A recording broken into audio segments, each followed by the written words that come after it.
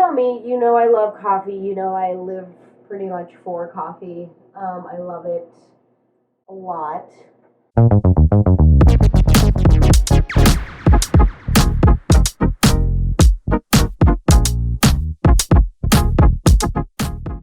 Hey guys, real quick, I just wanted to do a quick run through and review of these cold brew bags that I got off of Amazon. I got 2 of these bags for like $5.98. It was really not a bad price at all for reusable cold brew bags. Right now, if you hear in the background, my kettle is boiling up because I'm making a French press of coffee at the moment.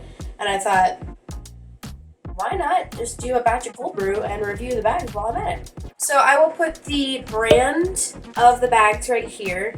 I think it was like $5.98 if I'm remembering correctly. If you know me, you know I love coffee. You know I live pretty much for coffee. I love it a lot.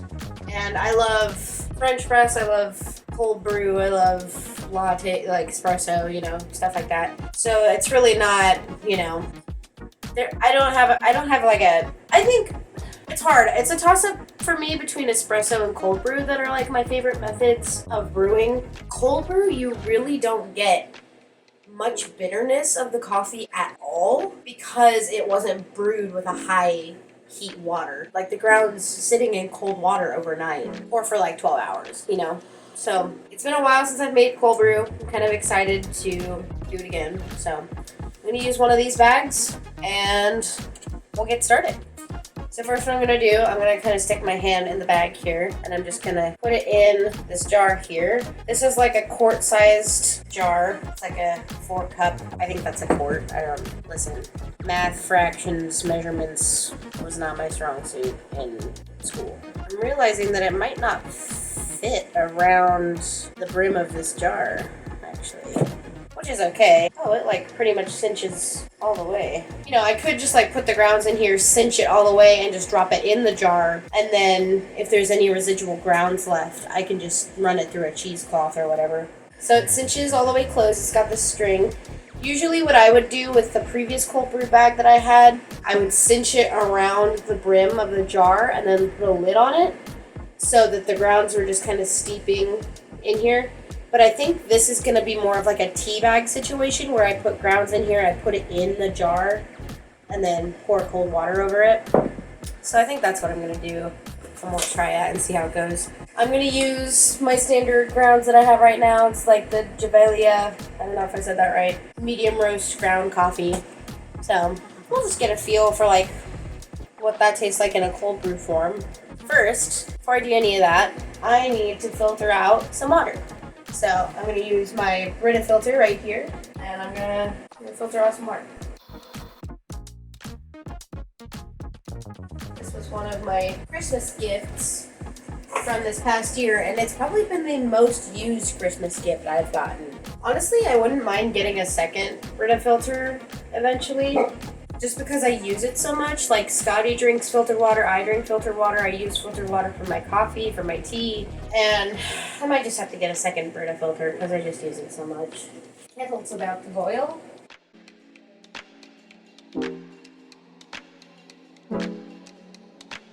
Okay, so now while I have some cold water filtering out in my Brita, I am going to put some coffee in the cold brew bag.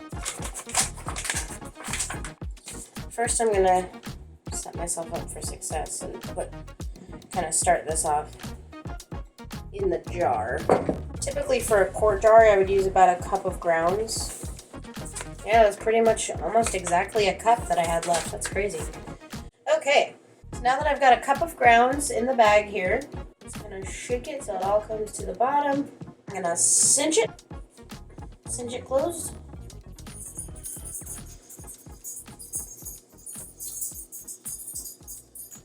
Cinch it closed, and I might just kind of make an extra little small tie around just the entrance of this, so it's kind of got some extra security here. Okay, I'm going to put this in the jar. Okay, so now that that's in the jar, we're going to pour some cold water over it. This is definitely enough to fill the jar. Fill it with water.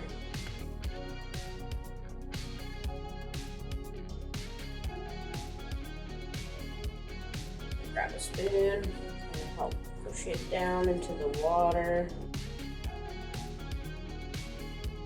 You already see it kind of turning brown. So top it off with a little bit more water and then we'll put a lid on it.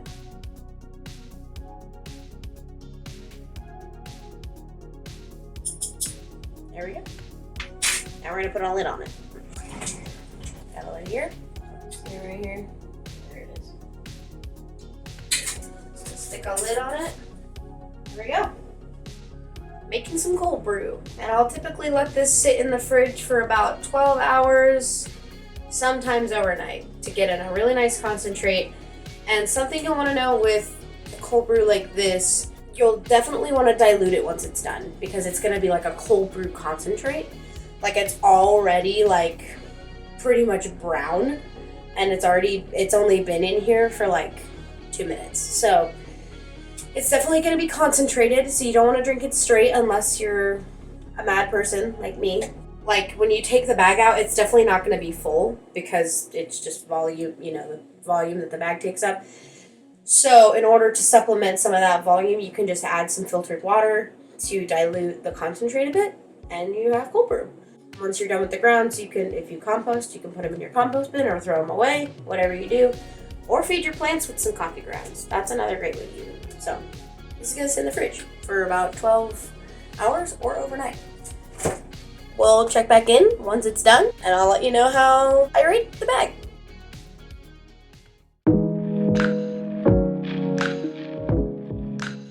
Alright y'all, it's the next day.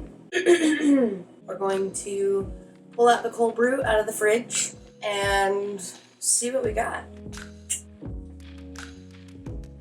This is what it looks like. It looks so good. I'm gonna open the lid.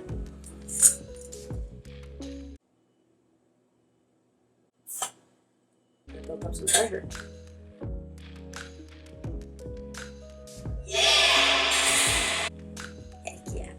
So this is going to be the tough part, pulling the bag out of the jar. Of course, it's probably not going to be that tough with this bag. Oh yeah, piece of cake. I am going to squeeze the excess coffee out of the bag though, just so I make sure we get all of the goodness. It seems like a really durable bag though. Doesn't look like the grounds got out of the top where I tied it off, It looks pretty white when the grounds kind of stop here.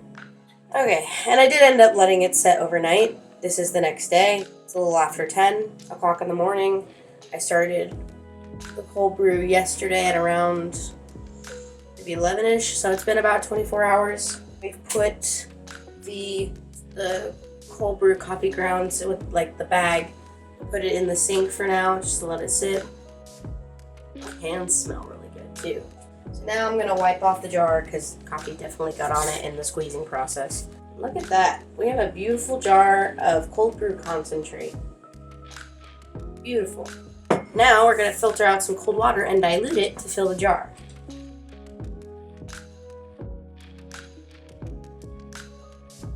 I'm just gonna let that filter out. Being the cold brew connoisseur that I am, I'm gonna try it on its own, without diluting it. It smells so good. Woo! Ready for the day, just off that one sip. Come on, let's go! It was pretty strong. Water is gonna help tame down that bitterness a little bit. It's sweet. It's also just my bitter. It's not a bitter I can't get over, especially if it's on ice, diluted. It's not completely diluted, I didn't add a ton of water, but I'll just put the lid back on it. It's pretty much full to the brim at this point. Give it a light shake, and that is our cold brew. Let's take a look at this bag. So, from what I could taste and from what I'm seeing, no grounds escaped this bag. Like, I'm pretty impressed with how well the grounds stayed in here, despite not cinching, because there's it mostly cinches all the way, but there's still a little pathway that the grounds could get through. I think tying it off right here really helped, just the security of the grounds. And honestly, it didn't stain the bag that much. I think this material kind of helps with that. Yeah, I mean, honestly, I've only ever owned 2 cold brew bags in my life. The one I had before and this one. I kind of like this one better, almost. One, my last cold brew bag was big enough to where you could like wrap it around like the brim of the jar and seal it that way, but it was so hard to pull out of the jar when it was full and saturated because it had all the grounds in it, and it was so hard to pull out of the jar. I just slipped this right out, and then I could squeeze the excess coffee right out of it. I kind of like the tea bag method a little bit better. I don't know, it just seems less messy, despite me like getting coffee on my hands right now. I mean, I don't have much comparison to go off of, so I'm gonna give this a solid 9 in terms of like functionality. And then I got another one that I can use. I can alternate them. This one is completely unused, so I'm excited to kind of have a couple to rotate around. And this is a nice like sturdy sheer quality. Yeah, I think I'm gonna give it a 9 because I just don't have much to go off of in terms of like comparing it to other cold brew bags besides the one that I had before. So that one, I think I'm gonna give it a 9 so far. And I will subject it to a lower grading if I find something better. Yeah, that's my rating of the cold brew bag. Again, I'll put the brand here if you'd like to purchase one yourself. I'm not a sponsor or anything. I'm just reviewing the product. It's really affordable actually, just for those 2 bags. It's like $5.98, I think, if I'm remembering correctly. And I'm excited for this. This is gonna last me not long because I drink coffee quite often. But if you're a sane person, not like me, it'll last you a while. I also alternate this between like cold brew and my French press. I like to have a couple different methods of coffee around just for variety, and that way it keeps me from going out and buying coffee all the time. Anyways, thank you for joining me for this cold brew bag review. I'm excited to continue to use these, and I will also put a link to where it's found on Amazon in the description below, so you can check that out if you'd like as well. So thank you guys so much for watching. You can follow me at my socials. I am JJSummers1501 on TikTok and Instagram, and on Facebook I am Erin Summerlin. So I'll catch you on the flip side, y'all. See ya.